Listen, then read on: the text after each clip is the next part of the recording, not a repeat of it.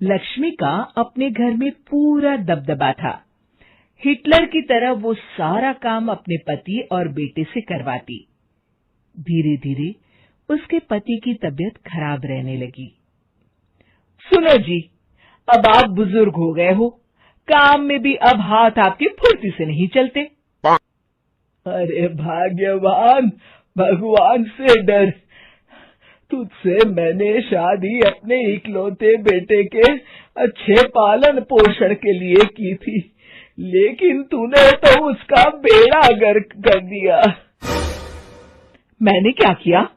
पढ़ाया लिखाया, अब नौकरी नहीं लग रही तो मैं कैसे जिम्मेदार हो गई?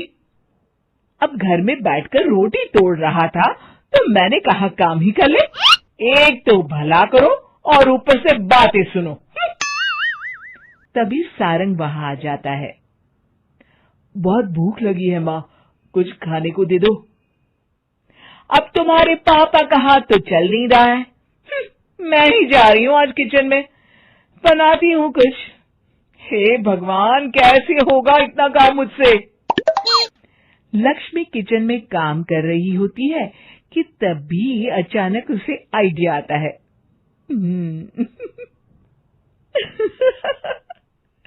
अरे मैं भी ना, अरे यहाँ तो फ्री की नौकरानी ला सकती हूँ मैं, फिर मैं क्यों खाना बना रही हूँ? उस दिन लक्ष्मी सारंग की पसंद का खाना बनाती है और बैठकर उसे बड़े ही प्यार से खिलाती है। खा ले बेटा, खा ले, पेट भर के खा ले। अरे रुक, मैं तेरे लिए ना गर्मा गर्म रोटियां लाती हूँ। सारंग और उसके पिता एक दूसरे की ओर बड़े ही हैरानी से देखते हैं।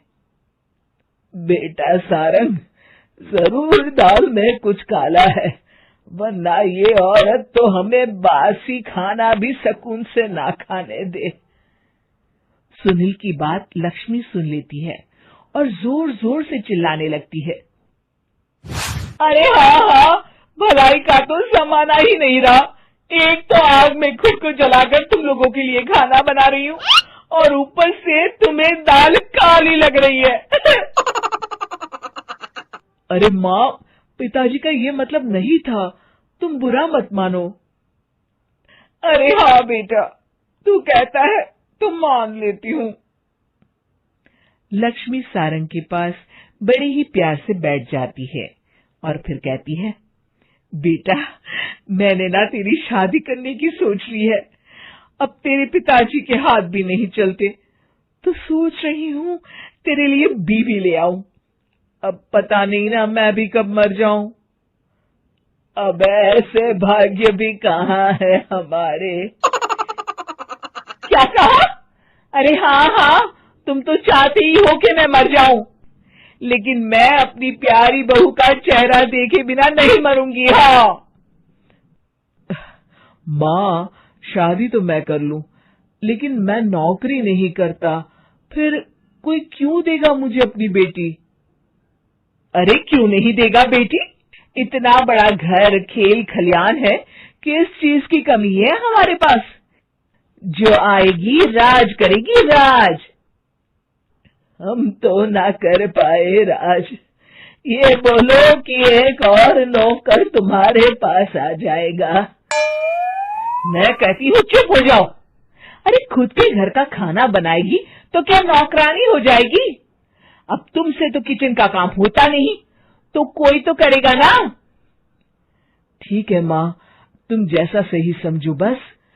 अब मेरी एक शर्त है, लड़की जो भी हो वो दिखने में कैसी भी हो या कहीं की भी हो, बस पढ़ी लिखी होनी चाहिए। अरे हाँ हाँ, ला देंगे पढ़ी लिखी बेटा, मैंने कौन सा काम करवाना है उससे। हाँ। और फिर एक दिन पास के गांव की ही रति से सारंग की शादी हो जाती है। रति दिखने में बहुत ही सुंदर थी, साथ ही साथ काफी पढ़ी लिखी थी। रति को लक्ष्मी के सौतेले होने की बात पता नहीं थी। शुरू शुरू में जब रति ने सारंग को घर का काम करते देखा तो हैरान रह गई। अरे ये तो अच्छी बात है कि आप घर का काम करते हैं, लेकिन मैं तो घर में ही हूं ना। आप क्यों कर रहे हैं जी? जाइए, आप नौकरी के लिए अप्लाई कीजिए ना।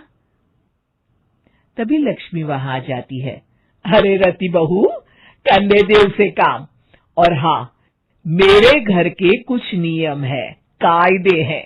यहाँ बीच में ना ही बोलो तो तुम्हारे लिए अच्छा होगा। रति को लक्ष्मी की बात कुछ अजीब सी लगती है। वो समझ नहीं पाती है कि वो ऐसा व्यवहार क्यों कर रही है, लेकिन उसे लक्ष्मी के सौतेले होने के बारे में कुछ पता नहीं चलता है। फिर एक दिन तो हद ही हो जाती है।